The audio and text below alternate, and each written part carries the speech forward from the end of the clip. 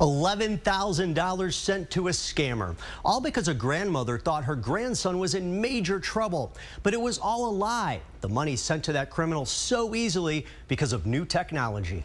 Thinking that our nephew or grandson was hurt very badly, that he was incarcerated. Stephen Coker is describing the frightening and convincing call. His mother received it and she thought it was Coker's nephew, her 16-year-old grandson, needing money after being arrested and hurt in an accident. The grandmother was so scared she and her family handed over $11,000, but it was all a scam. The thief may have known that the boy's parents were out of town from a social media post, making the lie more believable. But he said he got in an accident and he hit a woman who was 8 months pregnant. The scammer explained the difference in his voice by claiming his nose was broken in the accident. He also claimed he was in juvenile jail and needed bond, court costs, and attorney fees covered.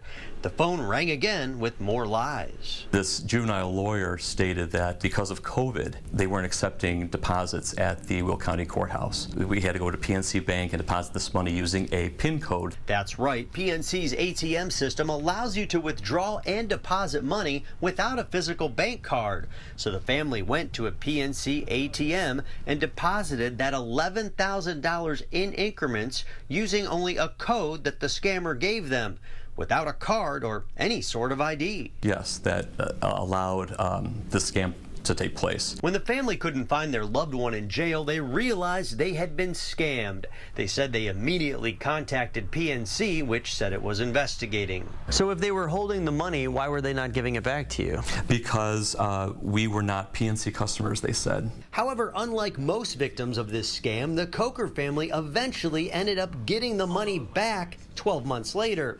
They say after they told PNC that they were working with the I-team. The scammer was not able to get his hands on that money.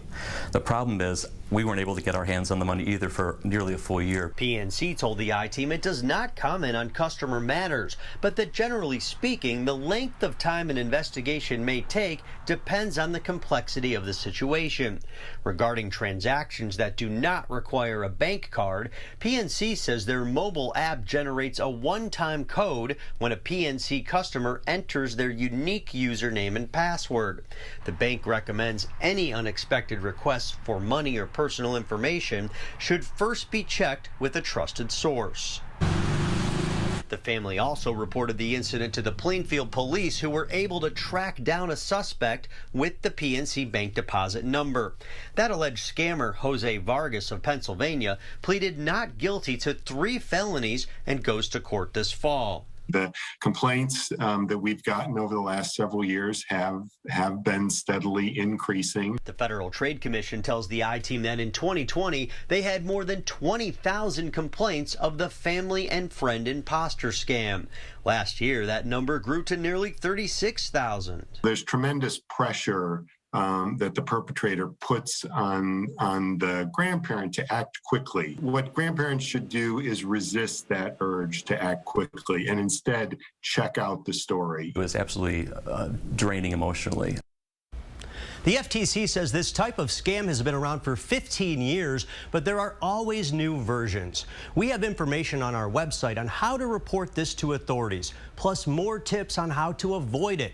Alan, Karen, the reason this scam is so successful is because it plays on people's emotions with that false sense of urgency. Yeah, keep those emotions in check and fortunately check it out as best as you can. All right, Jason.